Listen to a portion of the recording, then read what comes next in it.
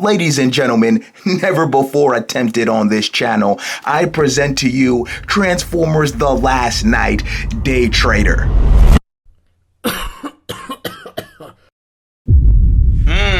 Yo, what happened, Brody?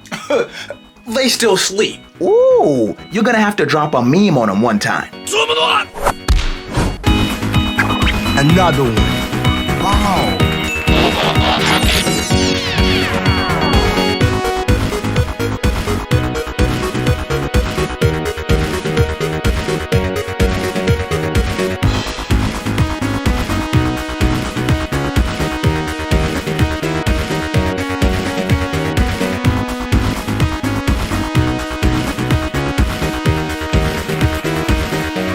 Yo, what's going on, guys? It's your boy Say here. Let's get right into it. Okay, so in Transformers The Last Night, Daytrader takes the form of a Mercedes-Benz T.L.K 1920 dump truck. But I know the question you're really asking right now is, what is going on the back of this vehicle mode right here? Like, what is all of this?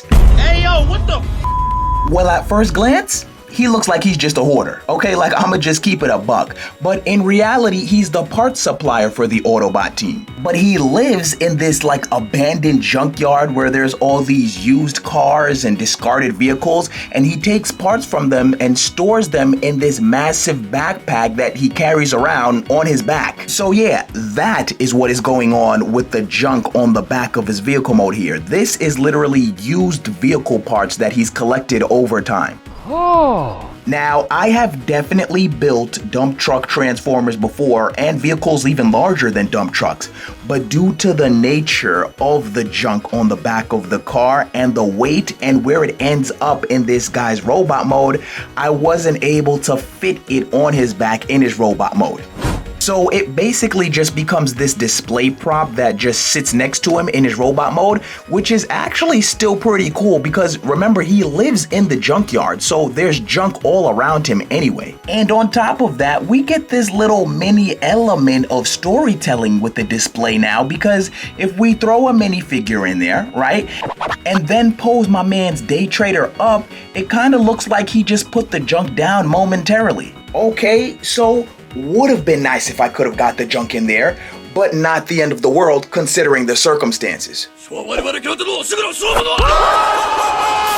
Now I know what you're thinking next. You're thinking, Say, my mans, I'm looking at the figure right now and I see the blue. Okay, I see the blue, but I don't see the brown and I don't see the gray. So what's going on right now? I'm confused. Like, that's what you were thinking? And you were thinking it with a little Brooklyn accent on there too. Know what I'm saying?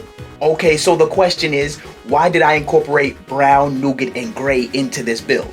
And the answer is, because that's details.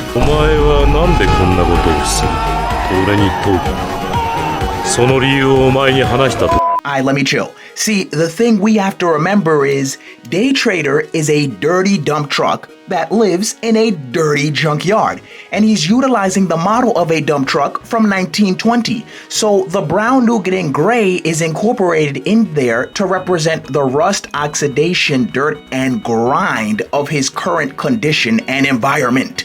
Yeah, so I really just added those extra colors in there to add to the overall realism of the build. Because he's not like Bumblebee where he just be pulling up like he's straight out the shop every scene. No bird doodle, no rain marks, be in whole intergalactic battles, but still be having the fresh paint job every scene. What? Okay, back on track. That's enough about this guy's vehicle mode. We're gonna get into his robot mode, but before we do that, if you guys are interested in having me build or review your favorite Lego Transformers or mechs on the channel here, consider becoming a Patreon. The membership link for that is in the description. Or if you're interested in purchasing some instructions to some of my builds, the link to my Rebrickable page where you can buy those is in the description as well. Alright, and now here we have Daytrader in his robot mode. I like the girth, I like the garbagey rusted detailing, and I like the face design with the beard sculpted onto the bottom of it. And for those of you that don't know, Daytrader's face is actually based off of his voice actor's face, Steve Buscemi. However, he's got this big old metallic beard in the movie here, so you can't really see all of the facial resemblances as easily. So my boy Daytrader here is scaling in at about 7.5 inches tall from head to toe and is clocking in at about 30 hours of build time, which is actually pretty crazy because I don't think I've spent that much time building a pickup truck transformer since I started building pickup truck transformers like 2 years ago. The norm for my vehicle transformers now is about 15 to 12 hours. So you best believe designing the color scheme for this guy and just detailing him heavily ate into that overall build time. Swinging around to the back here, as you can see, we've got some pretty decent kibble management. I'd actually consider this really good because a lot of the times with my car transformers, I've got kibble hanging off the back of the leg, sometimes the bottom of the waist, but overall, this one is pretty clean. Okay, now peep game. At first, I did actually try to finesse the junk situation because I was like, okay, I know the entire thing isn't going to be able to fit onto his back, but maybe I could get just half of it on there. You feel me? Like just half. At least so a portion of it will be visible above his shoulders like how it is in his movie design. So I designed all the junk in two sections. One portion that would just get removed and placed on the side during his transformation, and another smaller portion that would attach to the back wall of the pickup truck. And even that smaller portion was still too heavy for his robot mode. Hey, bro, come on now, dog. Come on, man.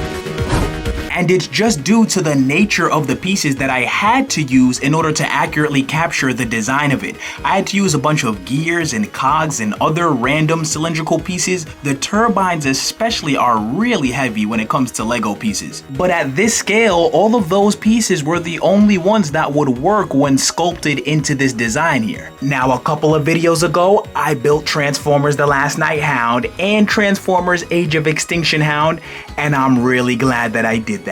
Because like I was saying before, this a pretty girthy dude, okay? He's not athletic looking at all. So luckily, because I built Hound before, I had the know-how on how to fill in the midsection of his body here without having to sacrifice any of the accuracy in his vehicle mode. And you know what? We're gonna cut it here. If you guys want to check out that Transformers Age of Extinction Hound, I'll leave the link to that bad boy at the end of this video.